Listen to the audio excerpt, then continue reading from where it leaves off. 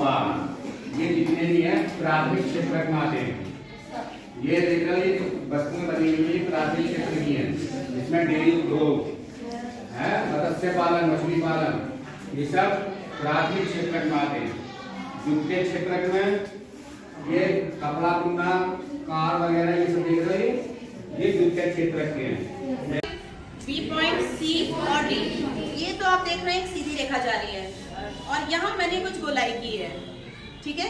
इससे हम समझेंगे कि दूरी क्या होती है, विस्थापन क्या होता है, चाल क्या होती है और वेग क्या होता है। जैसे हमने कार ली और कार अपने पाथ पर जा रही है, सीधी सीधी जा रही है, ठीक है। अब कार घूम के इस पाथ से घूम के फिर यहाँ आ गई, दोनों में क्या अंतर हुआ ये हमें समझना है, ठीक है। आप बताइएगा, दोबारा समझ लीजिए। कार चली ए से सीधी गई, फिर लौट के नहीं आई, एक कंडीशन तो ये है। लेकिन एक दूसरी कंडीशन है कि वो गई और किसी दूसरे रास्ते से ऐसे भी आके यहाँ आ सकती है, या फिर ऐसे गई और फिर ऐसे ही लौट के यहाँ आ गई। अब हम समझेंगे कि दूरी किसे कहते हैं। ए से सी तक गई, ये क्या कहलाएगी? किसी वस्तु द्वारा तय की गई दूरी, मतलब पथ की लंबाई, कितना लंबा इसने रास्ता तय किया वो तो इसकी दूरी होगी। किसी भी वस्तु द्वारा जो उसके पथ की लंबाई होती है कि उसने कितना रास्ता तय किया है, वो उसकी क्या कहलाती है? दूरी कहलाती है।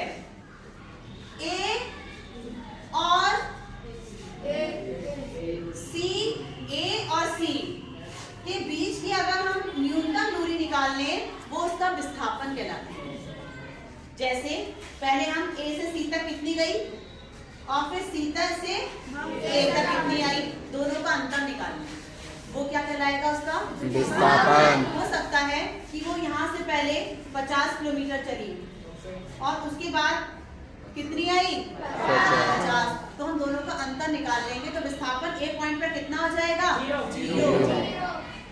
यहाँ गई 50, लौटते समय 40 पर आकर रुक गई, तो विस्थापन कितना हो गया?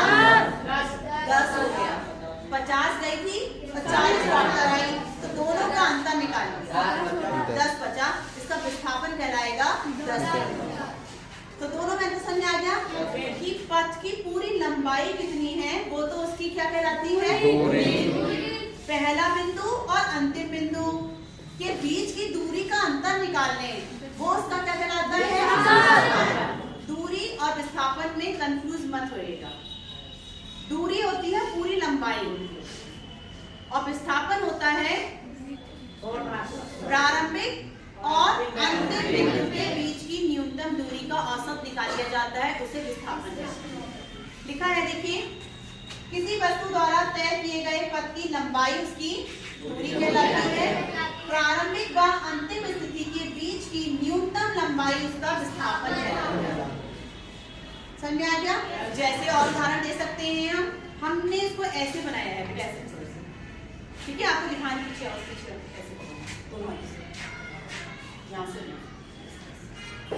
आप सुबह घर से आते हैं, आप सुबह घर से स्कूल आए, ये क्या आपने तय की? दूरी। अब आप शाम को फिर वहीं चले जाएंगे, तो मैं आपसे पूछूं आपका विस्थापन कितना हुआ? 0, क्योंकि आप जहाँ से चले थे सपोज आप कहीं बीच में रुक गए तो आपका विस्थापन 0 नहीं होगा। आप जहाँ से चले वहीं आ जाएं तब आपका विस्थापन 0 कहलाएगा।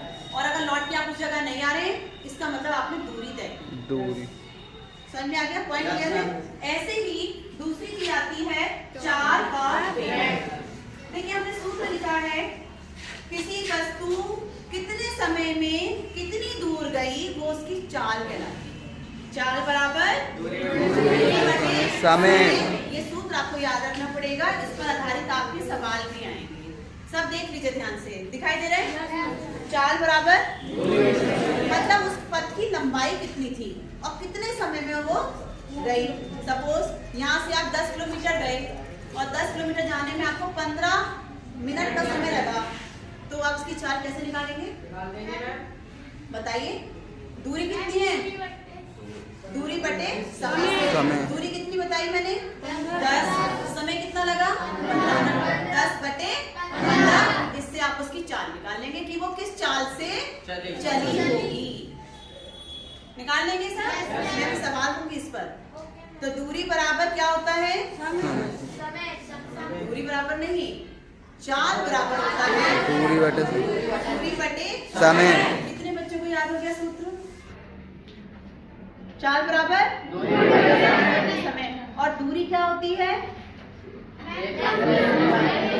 पथ की लंबाई। बस एक शब्द एक लाइन में याद कर लेंगे, पथ की लंबाई दूरी कहते हैं।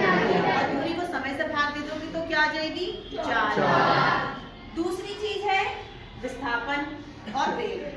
अगर हम उस वस्तु का वेग निकालना चाहते हैं, वेलोसिटी निकालना चाहते हैं, तो हम फिर उसका विस्थापन लेंगे कि वस्तु इतने समय में कितनी विस्थापित हुई। सपोज आप घर से आए, बीच में कहीं रुक गए, तो वो जो बीच में विस्थापन हुआ वो कितना हुआ और समय कितना लगा, उससे हम आपका वेग बता पाएंगे। हम किसी वाहन का वेग बता पाएंगे, हम किसी पत्थर का वेग बता पाएंगे। बस विस्थापन को अगर समय से भाग दे दोगे तो उसका वेग आ जाएगा, और अगर दूरी को समय से भाग दे दोगे तब उसका चाल निकल के आ जाएगी। दोनों का मात्रक मीटर प्रति सेकेंड। दूरी को भी मीटर में नापते हैं, विस्थापन को भी मीटर में नापते हैं, और समय का मात्रक हम लेते हैं सेकंड में। तो मात्रक क्या हो जाता है? मीटर प्रति सेकंड। समझ में आ गया? Yes ma'am. तो कितने बच्चे समझ गए? हाथ उठाइए। सारे बच्चों को समझ में आ गया। मैं एक बार इसका रिकैप करा रही हूँ कि आपका क्या क्या था। चाल, चाल मतलब सूत्र नहीं, पहले दूरी क्या, सिंपल भाषा में अगर कहें एक लाइन में। विस्थापन मतलब प्रारंभिक और अंतिम बिंदु के बीच की न्यूनतम दूरी, वो आपकी विस्थापन है। चाल निकालने के लिए दूरी को समय से भाग, और वेग निकालने के लिए विस्थापन। सबको समझ में आ गया? Yes ma'am. ये 2 बाल्टियां हमने ली हैं। दोनों बाल्टियां पहले खाली थी, फिर हमने क्या किया? एक बच्चे से हमने एक बाल्टी में क्या किया है? पानी भर लिया। आप इसे पकड़ो एक हाथ से, ठीक है, और एक हाथ से आप इसे पकड़िए।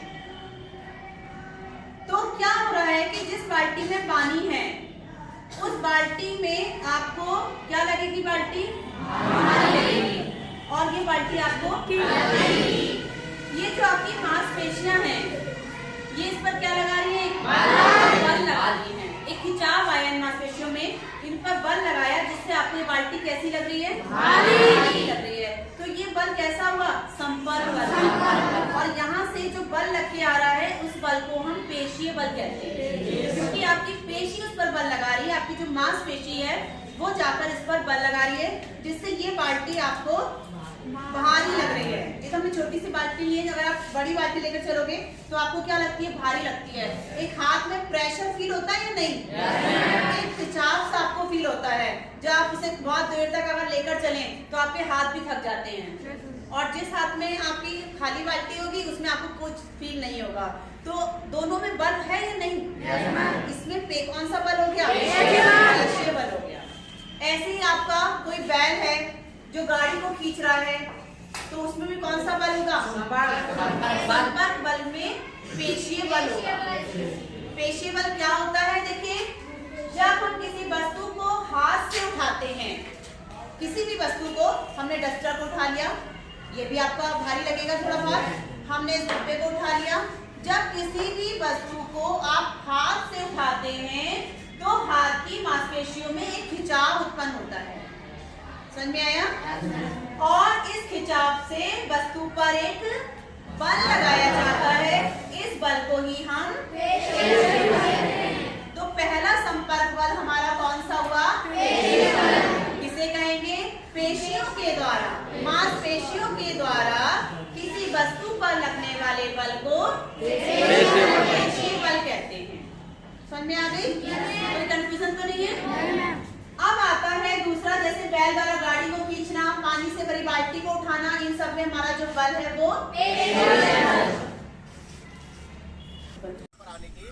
घटना के ऊपर आने की घटना का समुच्चय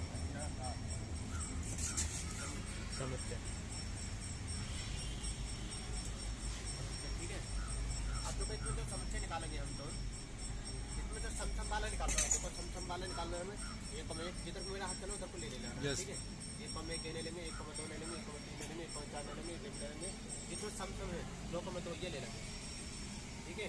ऐसे जिस अंडरलाइन करना तो निकाल रहा है 2 4 हो गया। 2 6 लेंगे। ठीक है। 3 ले लेंगे, फिर एक कुछ नहीं लेना। फिर 4 6 लेंगे, 4 4 लेंगे, 4 2 4 2 लेंगे, 5 का नहीं लेना है बिल्कुल भी। ले लेंगे। फिर एक बार 6 लेंगे, 6 4 6 4 लेंगे, 6 2 6 2 लेंगे। ठीक है नहीं? अंडरलाइन कर लिया। इधर बात मेरी बात ध्यान से सुन लेंगे, बनाते रहोगे भैया जरा ध्यान से। ठीक है। तो सबसे पहले क्या लिखूंगा? 2 2 क्या फिर भैया 2 4 2 4 2 6 कितना 2 6 4 2 4 2 4 2 4 4 ठीक है। 4 4 4 4 4 4 4 6 है 4 6 4 6 2 6 4 6 2 6 4 4 6 6 6 अब गुण बराबर को रोक दीजिएगा। आप ही को एक आंसर है रोक दीजिए भैया। धन्यवाद। ये बड़ी वाली किस चीज की है? छोटी वाली तो अब ये बताइए कि ये दोनों सुइयां अलग अलग टाइम पर अलग अलग कोण बनाती है ना? अभी प्रिया बताएगी कि ये कैसा कोण बनना है? लघु कोण बनना है, समकोण बनना है, अधिक कोण बनना है, कैसा कोण बनना है? बताओ बेटा।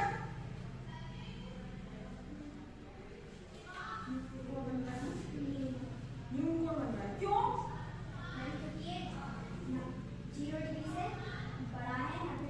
छोटा है, वेरी गुड। 0 डिग्री से बड़ा है और टाइम क्या होगा ये बताना घड़ी में?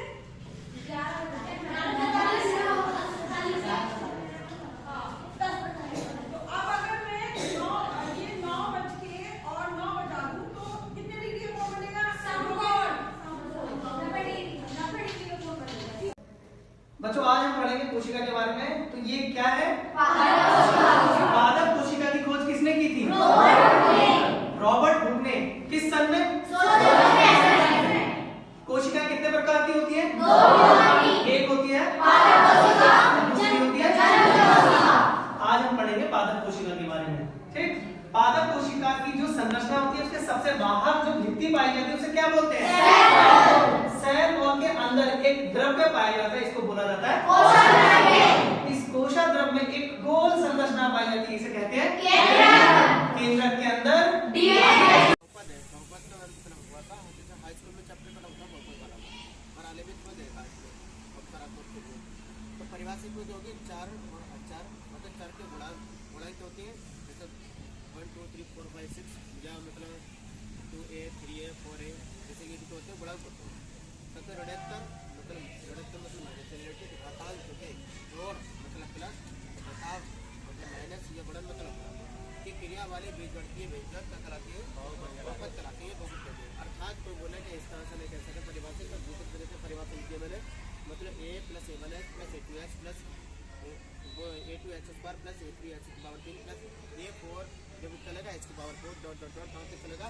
an xn के रूप में रहने वाले व्यंजक को क्या कहते हैं? बहुपद कहते हैं। जहाँ कोई पूछेगा a1 a2 a3 a4 a5 ... an है क्या हमारा? तो ताकि यहाँ पे 4 वास्तविक संख्या है। अब 4 वास्तविक संख्या है तथा यहाँ पे n क्या? पूर्ण संख्या। मैंने आपको एक दिन बताया था पिछले वाले उपचारात्मक में n जो है पूर्ण संख्या पूर्ण के अंतर कहाँ पे आती है? 0 से स्टार्ट होती है। 0 से लेकर 1 2 3 ... कहाँ तक आने वाला है? ठीक है। वो जो होती है वास्तविक संख्या होती है 1 से लेकर आने वाली। पूर्ण संख्या अंतर्गत 0 से स्टार्ट होती है। ठीक है। आप देखो पहचान कैसे करेंगे? देखो जैसे 2x की पावर 5 में 4x y की पावर 3 प्लस 6x² तो इसमें क्या रहा? गुणांक देखो कितना हमारा 2 का गुणांक कितना 4 का गुणांक कितना हमारा 6। अब 4 या 4 क्या होता है? 4 में जो होती है मतलब a to z संख्या होती है x y z वाली संख्या। और अचार में जो होती है 1 2 3 वाली मतलब जो काउंटिंग नंबर होते हैं वो किसके अंतर्गत आते हैं, हमारे अचार के अंतर्गत आते हैं। अचार के अंतर्गत आते हैं एक्स वाई जेड वाली के ऊपर। तो यहाँ पे क्या लिखा है 4 by 3 plus Y square plus Y Z, ऐसे 8x plus X square minus X power 4, 5x के बराबर 6 Y plus 6 X square Y minus 8 X. ये जो है सब हमारे क्या है, ये गुणांक है, ठीक है, कोएफिशिएंट, ये क्या हमारे गुणांक, ये सब गुणांक, ये सब क्या हमारे गुणांक, ठीक है। और ये सब क्या हमारे गुणांक। इसमें ये पता है घातांक के, घातांक का मतलब क्या था 5 ठीक है 3 इस तरह, ठीक है। तो आप जो है 4 और 6 के बारे में बताएंगे, ठीक है। रोक क्या भैया, इसमें जो अध्ययन करेंगे वो करेंगे कार्बन का और कार्बनिक रसायन। जैसा कि नाम से ही स्पष्ट है कार्बन, तो जनरली हम अपने दैनिक जीवन में ये देखते हैं कि हम अपने दैनिक जीवन में लगातार कहीं ना कहीं कार्बन का उपयोग करते हैं। सुबह से शाम तक अगर हम खाने की बात करें तो हम कार्बोहाइड्रेट्स खाते हैं, प्रोटीन्स खाते हैं, उनमें भी कार्बन होता है। हमारा जो शरीर बना हुआ है उसमें भी कार्बन की मात्रा है। जिस पेंसिल से हम लिखते हैं उसमें भी जो पेंसिल है, लेड पेंसिल जिसे हम बोलते हैं, उसमें वो लेड नहीं है बल्कि कार्बन का ही एक अपरूप है जिसे हम क्या कहते हैं, ग्रेफाइट कहते हैं। कार्बन का जो साधारण संकेत है उसे हम किससे लिखते हैं, सी से लिखते हैं। इसका परमाणु क्रमांक कितना होता है, 6 होता है। इसकी द्रव्यमान संख्या 12 होती है। कार्बन के 2 तरह के अपरूप होते हैं, एक एपिस्टलीय अपरूप होते हैं, दूसरे क्रिस्टलीय होते हैं। एपिस्टलीय को हम लेते हैं लगातार, काजल ले लो और हमारे प्लग वगैरह में लग जाता है, वो सब हमारा एपिस्टलीय रूप है। और जो हमारे कौन से हैं, ग्रेफाइट है और हमारा हीरा है, ये दोनों हमारे कार्बन के क्रिस्टलीय अपरूप कहलाते हैं। हीरे में जो है कार्बन का संकरण sp3 होता है और ग्रेफाइट में sp2 होता है। हीरे में जो है मुक्त इलेक्ट्रॉनों की संख्या नहीं पाई जाती है क्योंकि बहुत ज्यादा कॉम्पैक्ट में इसकी स्ट्रक्चर होती है, इसीलिए यह विद्युत का कुचालक होता है। लेकिन जो ग्रेफाइट होता है इसमें गतिशील इलेक्ट्रॉनों की उपस्थिति होने के कारण यह विद्युत का सुचालक होता है। अगर हम किसकी बात करें, कार्बन के इलेक्ट्रॉनिक विन्यास की बात करें और हम लिखें तो क्या आएगा, 1s2 2s2 और 3p4, 1s2 2s2 और 3p1 क्या आएगा, 3p2। तो जो कार्बन की संयोजकता आएगी वो कितनी आएगी, 4। कितनी आएगी कार्बन की संयोजकता, 4। यही कारण है कि प्रकृति में सबसे ज्यादा यौगिक कार्बन के पाए जाते हैं और इसकी जो संघनन प्रवृत्ति है या जो संघनन क्षमता है वो सबसे ज्यादा होती है क्योंकि इसकी संयोजकता कितनी होती है, 4। इसके जो जुड़ने की फ्री वैलेंसी है, इधर भी है, इधर भी है, इधर भी है, इधर भी है। और आज जो हमें अध्ययन करना है वो हमें करना है किसका, मीथेन का, जिसे हम मार्स गैस भी कहते हैं। लेकिन हम मीथेन को मार्स गैस क्यों कहते हैं, क्योंकि मीथेन दलदली और नम स्थानों पर पाई जाने वाली की संख्याएं हैं, उन्हें कहते हैं हम प्राकृतिक संख्याएं यानी कि नेचुरल नंबर। वस्तुओं को गिनने के लिए जिन संख्याओं का प्रयोग किया जाता है उन संख्याओं को कहते हैं प्राकृतिक संख्याएं। उसके बाद हमने उन संख्याओं में क्या मिला दिया, जीरो। जब जीरो मिला दिया तो क्या बन गई, हमें इस कोण का अंडक लेना है। इसका मतलब हम इसको बीच में से बिल्कुल यहाँ से मोड़ देंगे, ठीक। ये हमारा आधा हो गया आधा। ऐसे ही हमने इसको मोड़ दिया, ये देखें जरा, सब लोग इधर देखें, यहाँ से बिल्कुल मोड़ दिया हमने, ठीक है। अभी हम नापेंगे इसको, ठीक। इसका मतलब कोण का आधा दिख रहा है ना, आधा। अभी हमने कुछ किया तो ना, मोड़ करके देखा है, बिल्कुल आधा है? अब हम इसको छाने से नापेंगे। अब जैसे ये रेखाखंड है, अगर हमें रेखाखंड का आधा करना है प्रकार की सहायता से हम करके देखेंगे और उसके बाद हम इसका मोड़ करके देखेंगे। मोड़ा तो इसका मतलब इधर का बिल्कुल बराबर आना चाहिए, इधर का बिल्कुल बराबर। अब हम नाप करके ये देखेंगे कि हमारे बराबर आ रहे हैं या नहीं आ रहे। प्रकार की सहायता से, चाहते से नहीं,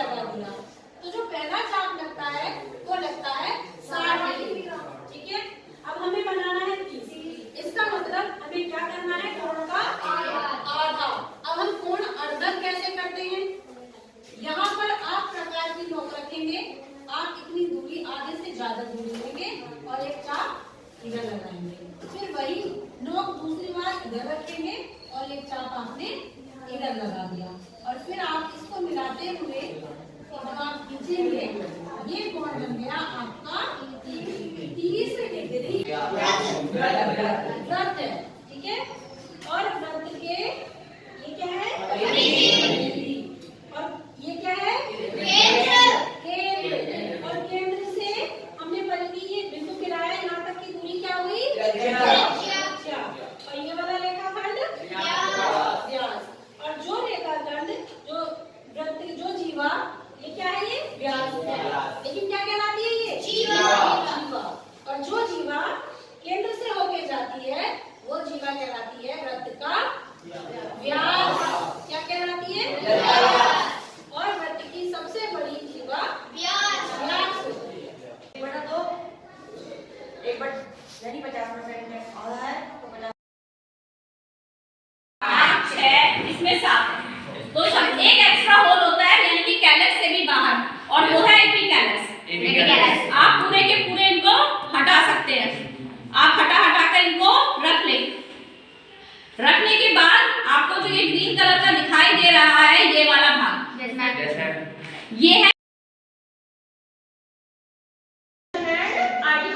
पंक्चुएशन को हम हिंदी में क्या बोलते हैं? सबसे पहला है हमारा फुल स्टॉप। कई लोग कहाँ करते हैं इसको यूज किया जाता है at the end of a sentence के लास्ट में हम इसको आप इस करके देखो, इसके प्रत्येक बिंदु पर ये टच होगा, इससे ये नजरिया लगा सकते हैं कि हाँ ये बोर्ड जो है ये समतल है। तो इस तरीके क्षेत्र कहलाते हैं समतल क्षेत्र। और इस तरीके समतल क्षेत्र पर जो भी आप आकृति बनाओगे, जो भी आप शेप ड्रॉ करोगे, उन सभी शेप को कहते हैं समतल आकृति, ठीक है। एक दिन जब उसे जंगल में कुछ खाने को न मिला तो वह बस्ती में कुछ खाने की खोज में आया। गली गली में भटकता हुआ वह एक धोबी के घर में घुसा। वहाँ एक नाद में कपड़े भीग रहे थे और एक में कुछ और था।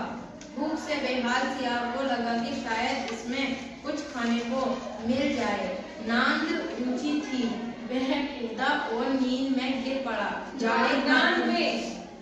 नांद में गिर पड़ा। जाड़े का दिन, रात्रि का समय, ठंडे पानी में गिरने से दुर्दशा हो गई। वह कूदा और हर नाम मंच में लिखना है। अब ये क्या देखो, ये है राज्य मध्य प्रदेश, ठीक है। मध्य प्रदेश, झारखंड, बिहार, छत्तीसगढ़ और पश्चिम बंगाल पहले राज्य, ठीक है। लेकिन जो क्वेश्चन इसमें 5 राज्यों के नाम बता। All you have to read comprehension and then the answer you have given, है ना? Comprehension, a man was kept in jail without any fault. When the king visited the jail,